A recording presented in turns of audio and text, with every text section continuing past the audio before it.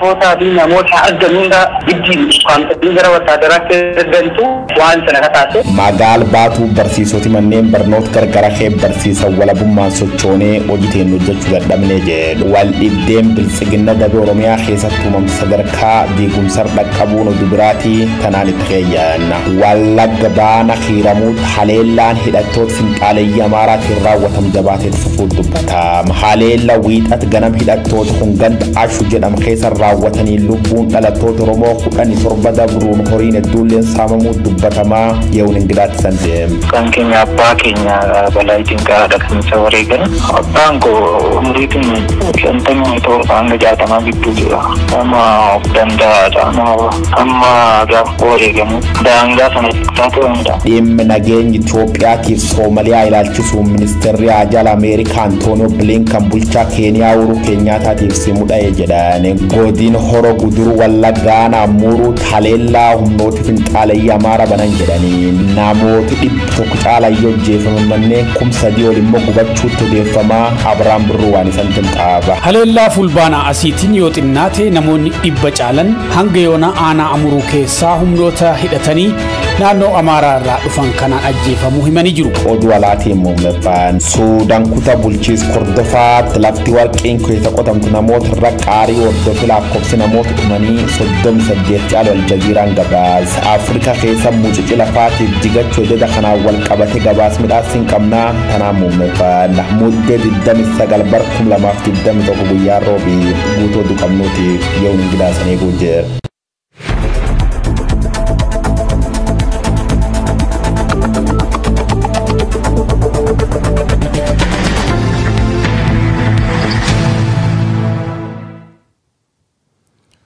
Ashama daawwattoota Oromiyaa Miidiyaa Neetwoork oduu har'aaf qabnu isinitti himnaa oduu waliin kan isin faana turaniif ningidaatti.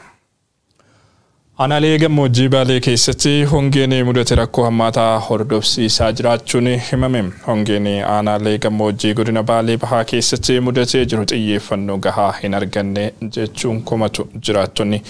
Godinichatti bonni dheerachuun wal qabatee hongee mudateen horiin lakkoofsaan 10,000 lakkaawaman dhumanii kan hafanis qaamaa huqqatanii lafaa ka'uu dadhabaniiru. Rakkoon kun gara namaatti leexee namoonni beelaa fi saaxilamuun gaagama guddaan mudataa jiraachuu himan. Iddoowwan rakkoon kun bal'inaan keessatti mudate keessaa aanaaleen Daawwee Sarar, Daawwee Qaachan, Laga Hidhaa, Sawweenaa, Raayituu, Gololchaa fi Gurraadhaa Muleenfaan akka eeraman odeeffannoon arganne ni mul'isa. Godina Baalee bahaatti roobni dhabamuu irraan kan kahe namoonni 200,000 fi 70,000 ol ta'an hongeen miidhamu komishiniin sodaa balaa fi kaafamtoota misoomaa Oromiyaa ibsuusaa Addis Standard tibbanaa gabaasee ture. Qaamni mootummaa midhaan kuntaala 6,807 aanaalee godina Baalee bahaatti raabsaa jiraachuu fi namoota 200,000 fi 70,000 gargaaruuf hojjechaa jiraachuu ibsus qaamoleen hawaasaa balaa keessa jiran kan hanga yoonaa gargaarsa hin qaqqabin lakkoofsaan guddaa ta'uu OMN odeeffatee jira.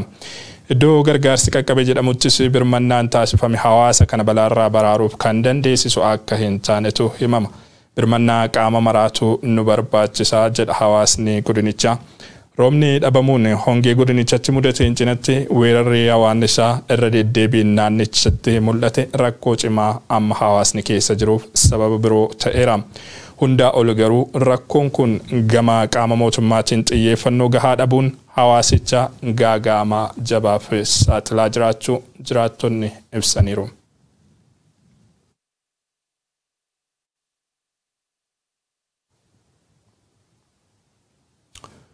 Wallaggaa bahaa aanaa kiiramutti haleellaan hidhattoota finxaaleeyyii Amaaraatiin raawwatamu cuffee guyyaa guyyaan lubbuun namaa darbaa qabeenyi hawaasichaas saamamaa jira.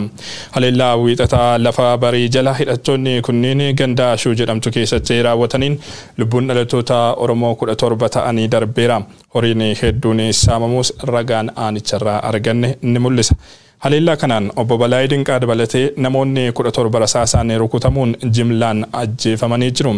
Haleellaa daguutti baname kanaan maatii tokko keessaa hanga nama 4 dhume kan jedhu mucaan obbo Balaa Dinqaa aanaa kiiramuu keessatti gochi duguuggaa sanyii itti fufiinsaan raawwatamaa jiraachuu OMNiif himeera. Galatooma rakkoo uummata keenyaa jalqaba akka sagalee ta'uuf carraa kana uumuu keessaniif baay'ee galatooma. Taateen kun yeroo dheeraa lakkoofseera erga jalqabee darbee amma mana hunda tokko tokkoon kan seenaa jiru. Kan kaleessa ta'e sanyii duguuggaadha jechuun hin danda'ama. Bakka tokkotti namoota maatii nama 3 nama 4 ta'utti bakka tokkotti mana tokko keessa nama 3 nama 4 namoota 17 walii geessisan. Gochi kun kan raawwate gaafa 18 ganamatti bari'u sa'aatii 11tti kan inni raawwate. Sana keessa gatii guddaa kaffalanii maatiin kan keenya abbaa keenya balaa dinqaadha kan isa wareegan. Abbaan koo umriitiin 57 hanga 60 gidduu jira. Nama of danda'aadha. Amma gaafa wareegamu daangaa sana keessaa ta'udha. Miseensotuma firoota keenyallee dabalatee erganii isaan ajjechaa kana irratti raawwatan halkan bakka isaan rafanittidha kan isaan marsanii bulanii sa'aatii 11tti dhukaasa irratti bananii kan isaan uummata kana iddoo tokkotti nama 17 tokkotti kan isaan fidan. Bakki gochi kun itti raawwate ganda ashuu jedhamutti amma sodaan guddaan wanti raawwatee dhagaan kana duraa duuba deebisuun hin danda'amu. Amma uummanni naannoo sana jiru haala hamaa keessa haala hammaataa keessadha kan jiru. Qaamni kamiyyuu uummata kanaaf ga'ee oolchuu hin dandeenye. Rakkoon kun mana hundaadha kan inni seenee guyyaa hundaa naannoo sun akka dhiigetti akka boo'eetti kan jiru. Abbaasaa dabalatee haleellaa lubbuu namoota 17 balleesse kana faannoo fi milishaa Amaaraa mootummaa naannoo Amaaraatiin hidhachiifamanii ergamantu hidhattoota duraanuu hawaasicha keessa jiraataa turaniin wal ta'uun raawwatee kan jedhu dargaggoonni kun gochichi beekamtii fi deeggarsa qaama mootummaatiin raawwatamaa jiraachuus OMNiif ibseera. Namoonni gocha kana raawwatan namoota naannoo biraarraa dhufanis makataniiti. Naannoon Amaaraa liyyuu Amaaraa kun naannoo sana milishoota qaama mootummaa ta'anii gara finxaaleeyyiitti of jijjiiran jechumatti hidhatanii uummatuma Oromoo garee uummata Oromoo ajjeese buqqaasuun hundeessanidha. Humna leenjiidha. Meeshaa snaayiperii mataraayyeesii meeshaa gurguddaatiin ganiisa waraanan baay'inaan guutummaatti ajjechaa kana raawwate walitti qindaa'anii. Qindeessummaa isaaniitiin warra aanaas dabalatee itti gochuun kan raawwataa jiru. Mootummaa harka keessaa qaba. Mootummaatti loojistikiitiin gargaara.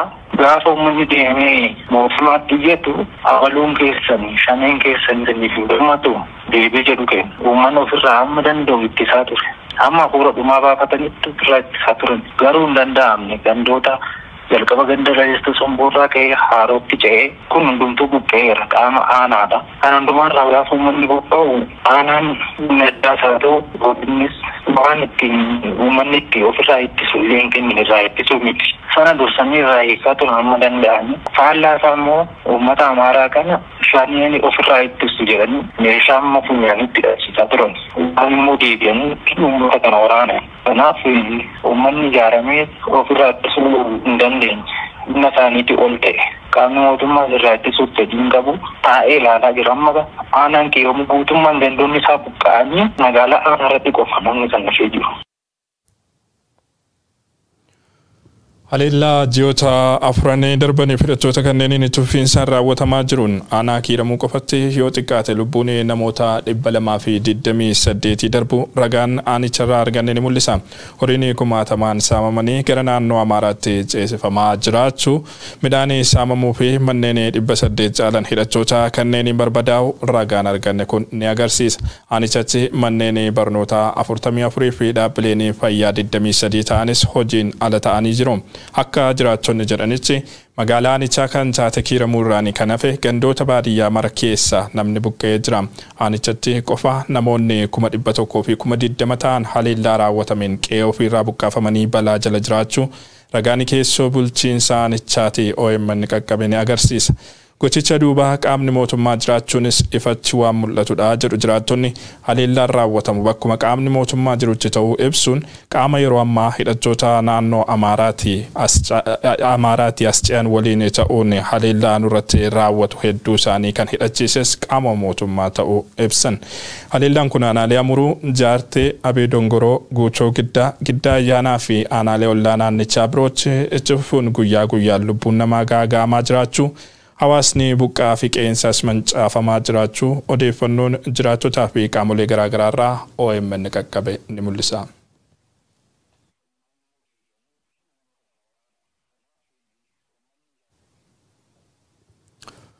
Oduudhuma walqabatuun godina Horroo Guduruu Wallaggaa aanaa Amuruutti haleellaa humnoota finxaalayyaa Amaaraatiin uummanni nagaan ajjeefamaa jira. Aanichatti hanga yoonaa haleellaa kanaan namoonni 100 ta'an ajjeefamuu fi manneen 3,000 caalan gubachuu himu jiraattonni. Haleellaan kun qaama mootummaatiin kan deeggaramedha jedhu Abrahaam Birruu Guutu oduu kana qopheesseera. Haleellaan qindaa'aa humnoota hidhataniin nurratti kan baname fulbaanuma kaaseetii jedhu jiraattonni aanaa Amuruu OMNiif yaada isaanii kennan. Haleellaa wal fakkaataan kun garuu bara 2012 akka lakkoofsa Itoophiyaatii eegalee dabree akka ture manguddoonni lama ka OMN dubbisee himanii jiran. Haleellaa fulbaanaa asiitiin yoo xinnaate namoonni 100 caalan hanga yoona aanaa Amuruu keessaa humnoota hidhatanii naannoo Amaaraa irraa dhufan kanaan ajjeefamuu himanii jiru. Ajjechaawwan raawwataman kan nama suukkanneessanii fi dhaga'uuf ulfaatanii jiru. Hawaasni du'uun waan haaraa ta'e miti. Kan baay'ee nama gaddisiisu, nama ajaa'ibsiisu, olaanaan takkichi nama mana keessatti gashanii gubuu sana. Namatti manatti galee gubate. Namatti manatti galee gubate lubbuun utuu jiru. Eddee du'ee booda immoo qoraan itti guuranii gubate guyyaa kaleessa ganda cidhatti keessa. Maatii keessa nama 9 du'eera. Abbaa warraa fi haadha warraatti bakka takkatti xiyyiitiin du'uun cuubeedhaan kan qalametti jira. Ni qalame morma kutame akka loonii.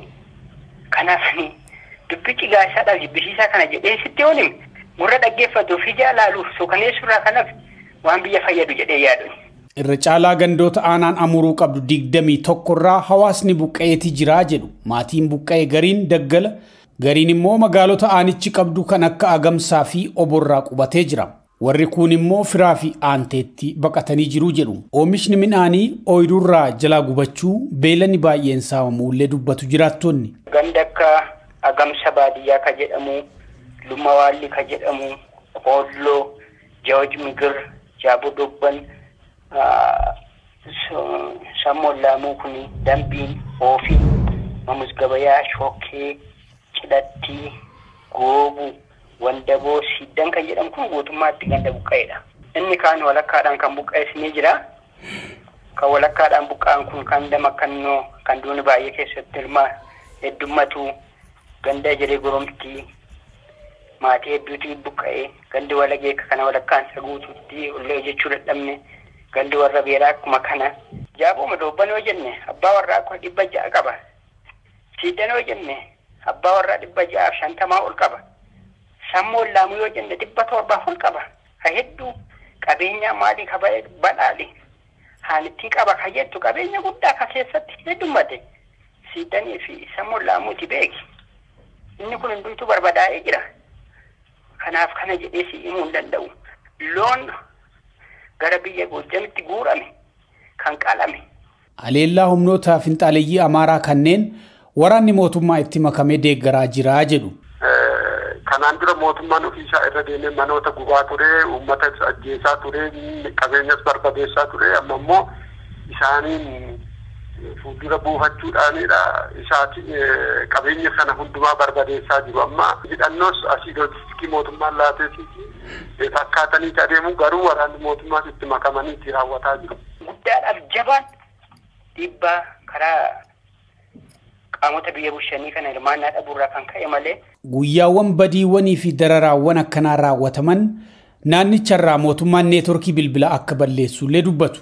Haleellaa wal fakkaataan aanaa Jaardagaa jaartee keessas akka jiru hawaasa godina Horroo Guduruu Wallaggaarraa odeeffannee jirra. Bulchiinsa aanaa Amuruu dabalatee caasaan mootummaa godinaa rakkoo kana furuuf carraaqqiin godhe akka hin jirre hawaasni hima.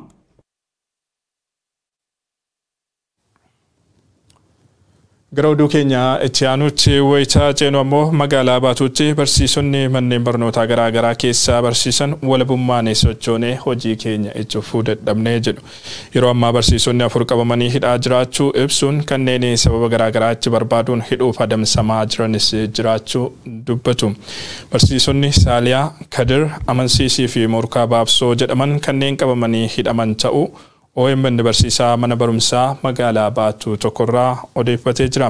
Tarkaanfii humnaan qabanii gara adda waraanaatti nama ergu magaalichatti fudhatamaa ture hordofee kana dura barattoonni mana barumsaa sadarkaa lammaffaa Baatuu poolisii federaalaa naannoo mana barnootaa isaaniitti arguun humnaan qabanii gara adda waraanaatti nu erguuf jechuun barnootarraa ooluu dubbatu barsiisaan kun murtoo barattootaa kan hordofee isintu barataan irratti kakaasaa jira jechuun barsiisota quuqama oromummaa qaban funaananii hidhaa jiraachuu himan. Kan barumsi jeeqamni biyya tokkoolee jecha amma isa kana kan waan kana qindeessee waan akkasaa godhaa ture barsiisota jechuun barsiisota rakkoo qaban maal nu kenna maal jedhanii barsiisota maqaa gurrachuu jalqabanii qoqqorachuu jalqabanii jaarteelonni qoqqorachuu jalqabanii rakkoon kan ta'e isaanumatu namoota gara duulaa deeman callisanii karaarraa guuranii erguu jalqaban akkuma argan wayyaala magaalaa keessa jiru kanneen nama kan galgala sa'aatiin tokko ta'ee karaarra deemullee mataa kabiranii jiranii kootaa guutuuf jecha ijoollee ergan. Sababni kanarraa kan ka'e guyyaa tokko gaafuma manni barumsaa cufamu ministeera barnootaa sana labse gaafsana rakkoon kun uumame achirra baay'inaan barsiisotatti xiyyeeffatanii barsiisota baay'eetu amma hojiillee dhaabanii dhokatanii jiru. Amma kaleessa bilbilaniituma waama hoogganaa waajjiraas ga'ameeti hin barannaadhaani achumaan waajjira poolisii irratti kennee biraa deema. Kanaaf amma barsiisonni baay'een dhokatanii jiru. Haala sanaan amma haalli jiru hundumtuu yoomnu qabudha. Shakkiin namni baay'ee turishinii keessa jira jechuudha. Waanuma waan hojjete waan tokko waan balleessu illee qabu. Biin kan kaase kijiba isaan magaalaa keessa deemanii namoota kanneen barattootaa fi namoota argamuudha giddiin kwaamtanii gara wataadaraatti ergantu waan sana kataase. Manneen barnoota dhuunfarrallee kan akka sheerii guyyaa sana jeequmsa bakka ture hundarraa hidhamaniiru. Barsiisonni hidhaman walga'iif barbaadamta sababa jedhuun hoogganaa waajjira barnootaa magaalichaa Naga'oo Badhaanee nama jedhamaniin waamamanii akka hidhaman taasifamaa jiraachuu ibsu barsiisaan kun kanneen hidhaman badii dalagan qabaataniif osoo hin taane namoota quuqamaa hawaasaa qabanii fi isaan caasaa mootummaa biratti ija shakkiin ilaalamanidha jedhan. Erga hidhamanis akkanumaan taa'uu malee himanni irratti dhiyaate akka hin jirre ibsanii jiru. Yeroo ammaa barsiisota hedduu to'annoo jala oolchuuf barbaadaa jiraachuu kan himan barsiisaan kun rakkoo nu mudate qaama itti yennu wallaallee jedhu. Gochichi walta'iinsa waajjira barnootaa fi waajjira nageenyaa magaalaa Baatuutiin raawwatamaa jiraachuus ibsan. OMN dhimmicha irratti deebii waajjiraalee fi qaamota komiin irratti dhiyaatee dhaga'uuf yaalus hayyamamoo hin taane. Waldhibdeen biltsiginnaa damee Oromiyaa keessatti uumame sadarkaa diigumsaarraa gahuun isaa dhagahamee jira. Sababa qoqqooddaa dabballoota sirnichaa gidduutti uumame kanaan waltajjiin caffee Oromiyaa Adaamaatti waamamaa tures yeroo biraatti darbuun mirkanaa'ee jira. Guutuun oduu kana itti aanee dhiyaata. Waldhibdeen biltsiginnaa damee Oromiyaa keessatti uumame sadarkaa diigumsaarra gahuun isaa dhagahame. Sababa qoqqooddaa dabballoota sirnichaa gidduutti uumame kanaan waltajjiin caffee Oromiyaa Adaamaatti waamamee tures yeroo biraatti darbuun mirkanaa'ee jira.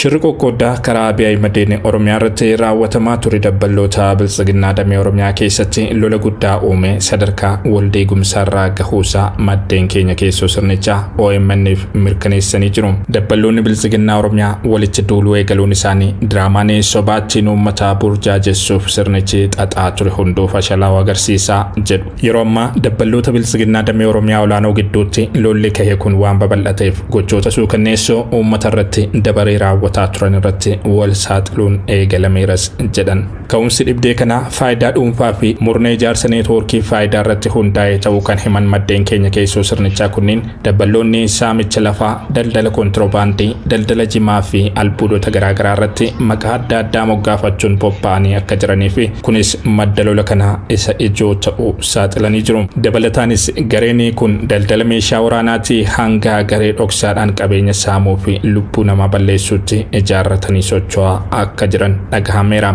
Gareen faayidaa murna tokko qofa tiksuuf sadarkaa federaalaatii hanga aanaa fi gandaatti ijaaramee jiru kun muudamaa fi qacarrii caasaa mootummaallee maallaqa guddaatti gurgurataa akka jiru iccitii miti jedhu maddeen keenya keessoo. Dhugaan Oromoo karaa adda addaan haalamaa bahees dhibdee kana gidduutti himamaa jira. Kun ragaa guddaa waan ta'eef ogeeyyiin seeraa dhimmoota yakkaan wal qabatan irratti xiyyeeffannoon hojjechuu qabuun waamicha maddeen keenya keessoo sirnichaati. Oduu wal qabateen ammoo qoqqooddaan sirnicha keessatti uumame waan babal'ateef waltajjiin caffee Oromiyaa torbee kanatti waamamee ture yeroo biraatti darbuun dhagahameera. Haala biltsiginnaa damee Oromiyaa keessatti deemaa jirurraa yaaddoo keessaa kan seene mootummaan naannoo Oromiyaa waltajjii caffee Oromiyaa magaalaa Adaamaatti waamame kana akka hin taamneef ajaja dabarsuutu beekame. Ajaja kanas kan dabarse hoogganaa waajjira bilisiginnaa damee Oromiyaa obbo Fiqaaduu Tasammaa fi hoogganaa waajjira caffee Oromiyaa kan tahan obbo Indaashoo Biraanuu tahuu maddeen keenya waajjira paartii bilisiginnaa Oromiyaa irraa baruun danda'ameera. Ibdee keessoo dabbalootaatti babal'atee deemaa jiru kana ilaaluuf Abiy Ahmed walgahii koree giddu galeessaa bilisiginnaa Oromiyaa Finfinneetti waame qorataa akka jirus maddeen keenya kunniin dabaluun himaniiru. Baatii fulbaanaa yeroo filannoo sobaatiin mootummaan bilisiginnaa Oromiyaa hundeeffamu obbo Tayyee Danda'aa odeeffannoo waa'ee hundeeffama mootummaa hin qabnu jechuun caffee keessatti komii kaasaa turuun isaanii kan yaadatamudha. Gaafii adeemsaa kabajamoo afaan yaa'ii.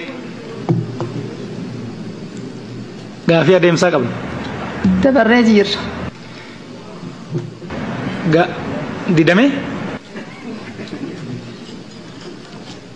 Gaafiin adeemsaan fudhatamne? Dhiifama sagalee kennuun erga jalqabame booddee adeemsichi darbeera. Akkasii miti. Sagalee kennuun jalqabamee jira waan ta'eef adeemsa kana bira dabarree jirra. Ayyee caffeen akkanaa dhagahu namni muudame kuni baay'eedha. Namni amalaan waliin fakkaatu ga'umsaan waliin fakkaatu bakka tokkotti erga tokko sagalee kennuun sirriidha jedhee ani namanu kana qabadhaatii nagayan.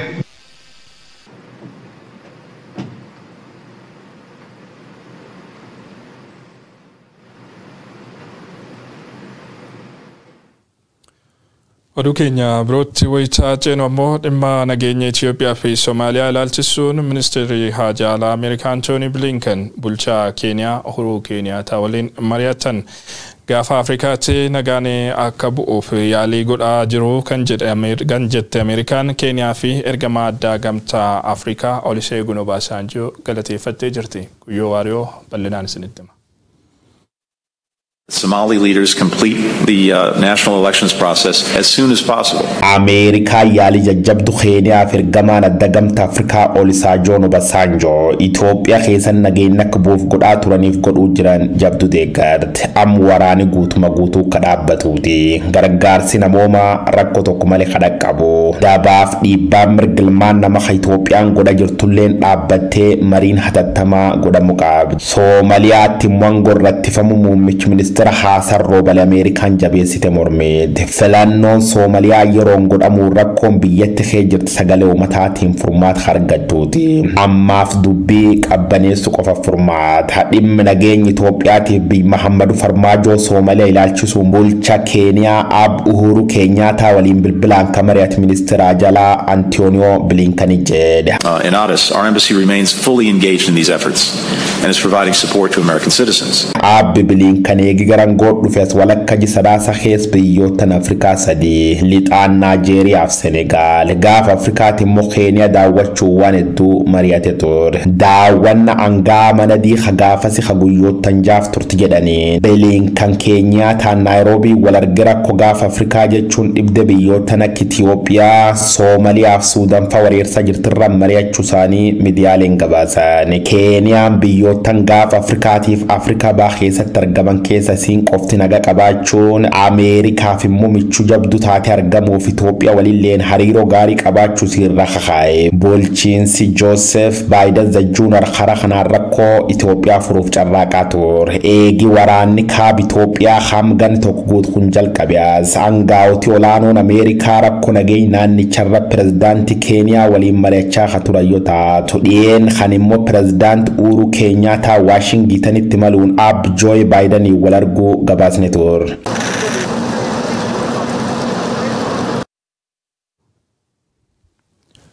Oduu keenya xumuraatiin Sudaanitti lafti warqeen keessaa qotamu namoota irratti jiguu hordofee lakkoofsi namoota dhumanii 38 caaluun himame. Balaan kun kan mudate kibba lixa biyyattii kutaa bulchiinsa Kordofan bakka Kaardaayee jedhamutti yommuu ta'u namoota dhumaniin anallee kan achi buuteen dhabamee barbaadamaa jiran jiraachuun ibsamee jira. Gabaasa maddeen alaa Guyyoo Waariyoo akkatti aanutu qopheesseera.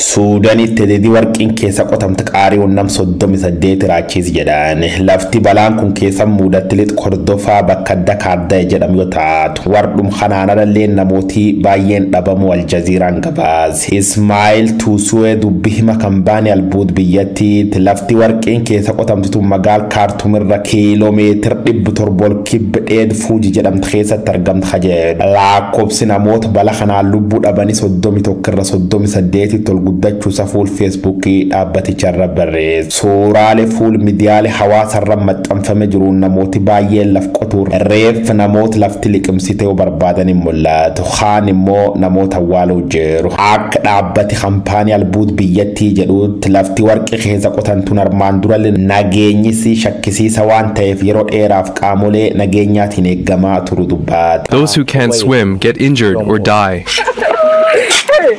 Joe had his hand cut off 2 years ago while mining. Warri kun qaam nageenya kan jala dhokachuun adoo suqunatanii biyyeen irmucucaachuun lubbuu dhabanii jedhu. Haala wal fakkaata jicaamsa kee Democratic Republic Congo tuumameen namooti 10 hojjeefaman. 10 jammoo madaa'uun hospitaal seenuu isaanii raadiyoo United Nation ta OCAP jedhamtu gabaase. Dhumaati jarkana kan hordofe lakkoofsi warroota barkan kee qof boolliti warqii biimudhi lafa Congo keessa nyaati 50 dhaqqabsiise jira kajar gabaasichi wagga kan kee qof mucuci lafa kamarro diddama oluumamteen namoota hedduun Afrikaa keessa dhumuu dubbata. While environmental groups call for tighter regulations, miners say they have no choice but to continue digging for their survival. Walumaa galatti oduun har'aaf qabnu kanneen turan daawwattoota OMN waan waliin turtaniif galatooma yeroo gaarii isiniif hawwina.